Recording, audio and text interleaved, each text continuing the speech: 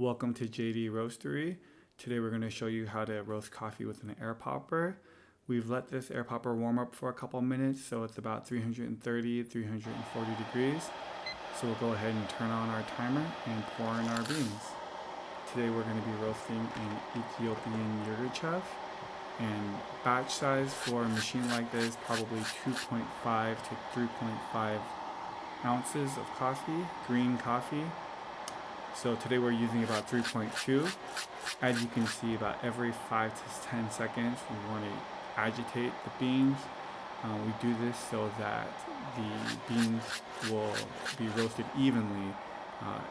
Otherwise, all the beans at the bottom will be cooked a lot faster than the beans on the top.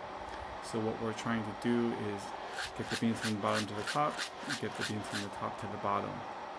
So if you go to jdroastery.com, we have a really detailed post, gives you step-by-step instructions on how to do this. But some of the things that you'll need in this process, obviously you'll need an air popper, you'll need green coffee, unroasted coffee. That's something that we have resources for and links in the blog on how to get. You'll need a couple of strainers like you see there on the left, cupping trays or a flat takeout container, which you see there on the right, the blue container. And you need a timer or your phone, something to take notes with, or your phone. Over there, just a little bit off screen that you'll see a little bit more later, I've got a fan. That just helps me keep the chaff away from me and keep things cool for when we cool the beans. Another thing that you'll see kind of off in the upper left is I have a laser thermometer. This is something I had around the house already, so nothing I needed to purchase, but that's good to kind of keep track of your bean temperature. If you shine that right in the middle of that compartment, you'll be able to see what the temperature is.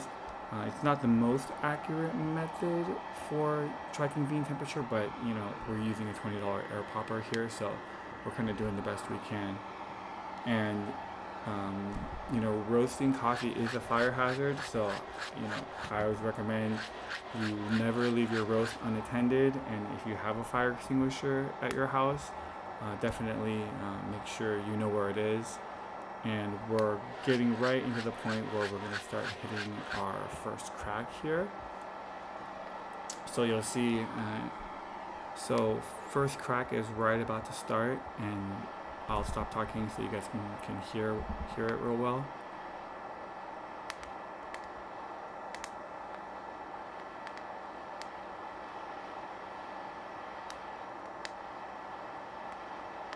So now that the beans are moving pretty freely on their own, we don't need to agitate as much. I still do it a little bit here and there, but like the instructions on the blog say, at this point you kind of need to know where you want to end your roast. The earliest that I would recommend ending your roast is at the end of first crack, which is when the beans stop popping. There is a second crack that will happen. The cracking won't be as pronounced or as loud. It'll actually be a little bit quieter and faster. But generally, at least wait until the end of first crack to end your roast. And you'll be at a city roast level. If you bring it a little bit more, you'll be at a city plus roast level. And full city is right at the beginning or right before second crack. And full city plus is when you've brought it into kind of a rolling second crack. And the term rolling second crack is kind of what you heard earlier, and kind of right now is that the beans are popping pretty quickly. Kind of like if you're roasting if you're microwaving popcorn, there's a period where it kind of goes really fast. So another way that we can help decide when to end our roast is using the thermometer. Generally, I go till anywhere from about 425 to 440 Fahrenheit to end the roast. And this is useful to know because sometimes, depending on the bean, the popping will be a lot more sporadic and kind of hard to detect. So in situations like that, it's hard to go off of time because of all the different variables. It's good to kind of try to go off of temperature as well. And throughout this whole process, you know, we're using sight, sound, and smell to kind of guide our roasting process. So we're kind of getting towards the end of first crack here. So what I normally do, as the caption says, is I'll take it about 30 to 45 seconds beyond first crack.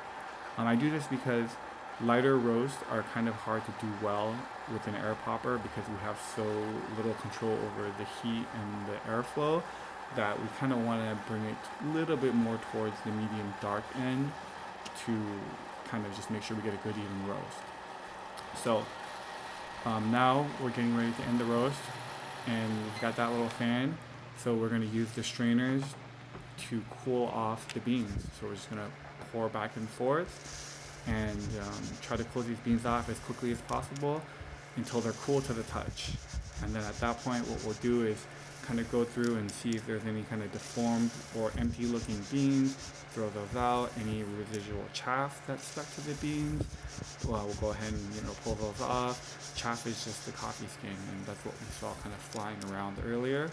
So normally, a lot of people suggest waiting 12 to 24 hours before you try to grind and brew it. I haven't tried doing it any sooner. Some people say it doesn't matter, but definitely try it and let us know.